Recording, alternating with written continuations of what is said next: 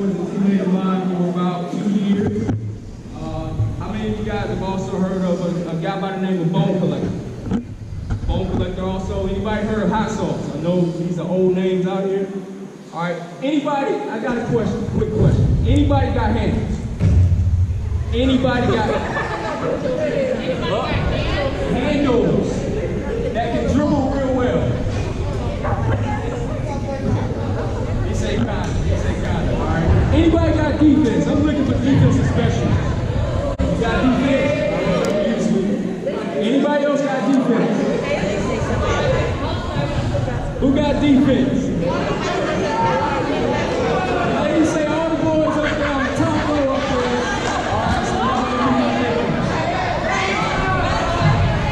All right, seriously, let me talk to you real quick if y'all could. If y'all could give me about 3 to 5 minutes to talk to you.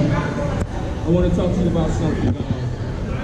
Court, can I have your attention down there, please?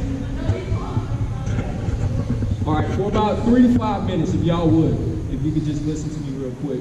I want to speak to you something to me that's dear to my heart, and it's my background. Also, I want to speak to you about mental health.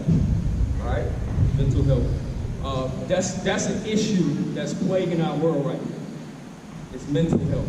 A lot of times we know what physical health is. We know when people are coughing. We know when people are sick. But a lot of times there are no symptoms whatsoever of mental health issues. So I want to briefly talk about my personal history when I was in school. First of all, I was bad. I was awful. I was going to the office every single day. Every single day. My referrals, no lie, no cap, as y'all say, right? No cap, was like this from high school, middle school, this thing. And the reason being was I didn't know. I started. Can anybody relate with that? American. All right. So what happened was my grandmother was the most special person in the world to me. She was the only person that continually, consistently encouraged me. You're going to be a great young man. You're going to do this. You're going to do that. And nobody else in my life at that time was speaking any encouragement in my life. So when she died, I felt as if all my encouragement left, and all I had was pessimism, which is sadness and sorrow. Immediately, at school, what do you think happened to me? Yeah, I was bad. So I started doing activities. Can't tell you everything because I don't want you to go out there and try it. All right? We started doing other recreational type stuff. I'll leave it at that. All right? So everything under the sun I was doing in school and also at home. My mother didn't recognize me. All she did was, and I'm not speaking back because me and her have an awesome relationship now. All she did was yell, yell, yell, fuss, fuss, fuss. You bad, you bad, you bad. How many people have heard that in your life? You're bad. Sadly, people repeat the loudest prophecy in their life. What I mean by that is when somebody says something to you over and over and over and over again, a lot of times we live that out. Y'all follow me? So if somebody tells you bad, you're never gonna be nothing, more than likely, what are you gonna be? Bad and never gonna be nothing. So I made sure every person who spoke that directly to me, I turned up 1,000 times more than what they said. So every time I would go to school, I was getting kicked out of the classroom and everything. Nobody never stopped to investigate what is making him act like this.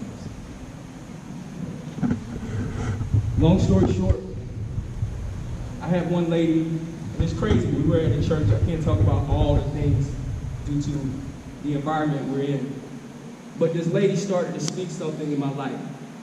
She simply said, I see all the frustration that you're dealing with. She started to speak life into my life.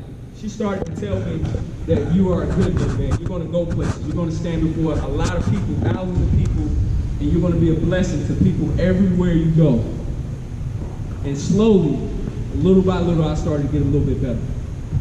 Fast forward to my high school year, I wasn't dumb. I was never dumb. I was just uninterested in school. All right? So fast forward my high school year, I was 13 and a half credits behind. I don't know if y'all don't know what that means. 13 and a half credits behind graduating out of my class, which means I was 2 years behind. And they told me that there's no possible way that you can graduate. So I went to an alternative school. I don't know, what do you guys call alternative schools? Sermon. So I went to like a sermon. They told me you can only get 5 credits. My counselor gave up on me, my parents gave up on me, my school gave up on me, everybody gave up on me. I asked them what's the most credits anybody ever got out of a sermon. Not here, but I'm using that as an example. They said only 7. They said there's no possible way you're going to graduate, just get that out of your head. I made up my mind to prove everybody wrong. I had a half a semester to get it done.